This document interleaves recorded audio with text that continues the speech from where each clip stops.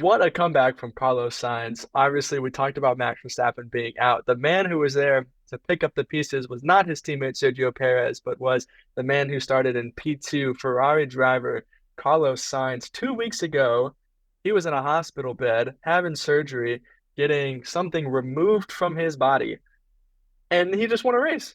That's crazy. I mean, just the performance from him to come back this weekend and to qualify P2 ahead of his teammate, who is known to be incredible at qualifying. It was Carlos Sainz that put in the lap to allow him to take advantage of Max Verstappen's retirement. And then after that, it never felt like Carlos Sainz was under threat. I mean, people said you take Max Verstappen out of the race and you have an incredible race, fight for the lead, hands down. And it was a really good race, but there wasn't a fight for the lead at all. Carlos Sainz drove Yeah. off into the distance.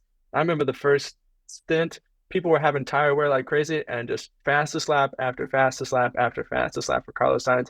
He drove out, gave himself almost a pit stop lead over his teammate. He could do whatever he wanted with strategy at the front.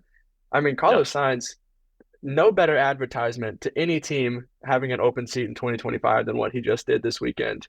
Just what an all-around performance from him. Yeah, it was absolutely fantastic. And we've been saying this for a few weeks now, but like, you know, Carlos is going to be driving with a chip on his shoulder, and he absolutely has started this season. And he couldn't have had a better weekend, and it was just an amazing drive, especially to come back from surgery. I mean, I was watching him get out of the car at the end of the race in Parc Ferme, and you could tell that he was moving a little gingerly.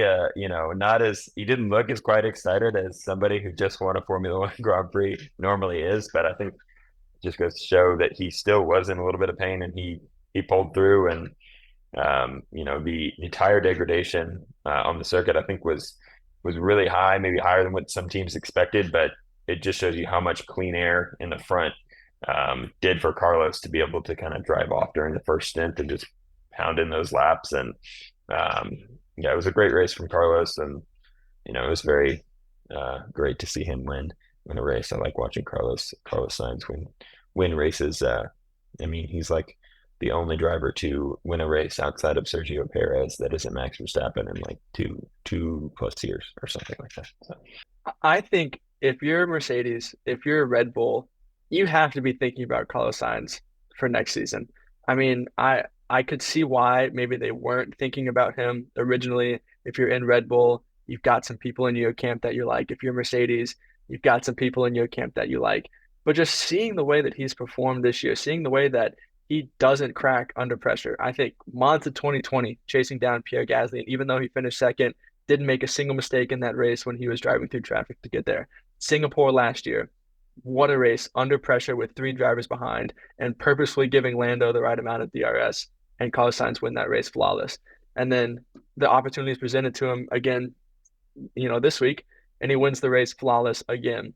If you're one of those big teams, you've got to be thinking about Carlos Sainz to be in your second seat. yeah, there's like you just said, no better advertisement. I mean, it was a flawless race, and as soon as he was in the lead, there was truly no doubt, no threat to him for all 58 laps. So it was a great race, but Carlos had it under control the whole time. And Red Bull, Mercedes, uh, I don't know, Ferrari's probably maybe sweating a little bit, like, oh man, we just cut this guy. Um, but I mean, they're already locked in, so too bad for them. But yeah, Red Bull, Mercedes definitely have to be on the watch now. I mean, you know, Carlos, I think through the first three races has been with this win and his qualifying here, I would say he's been the better Ferrari driver so far this season. So, um, yeah, I don't know where we'll see him in 2025, but definitely gonna be on the grid somewhere. I hope we don't see him in that Sauber. It would just be such a waste. I know there's the chance of the Audi success the next year, but I don't want to see him driving around in 16th for a year. It would just be such a waste. If you're Ferrari, you're probably okay knowing that you have Lewis Hamilton signed, but based on Yeah. his performances this season, hasn't been great. I know he's one of the GOATs, but everybody reaches their fall off at some point when they reach a certain age, unless you're Fernando Alonso and you're just a rookie forever. But that's a conversation for another video. We're not here to say that Lewis Hamilton is washed on a Monday afternoon after watching one race in Australia. But Carlos Sainz, what a weekend.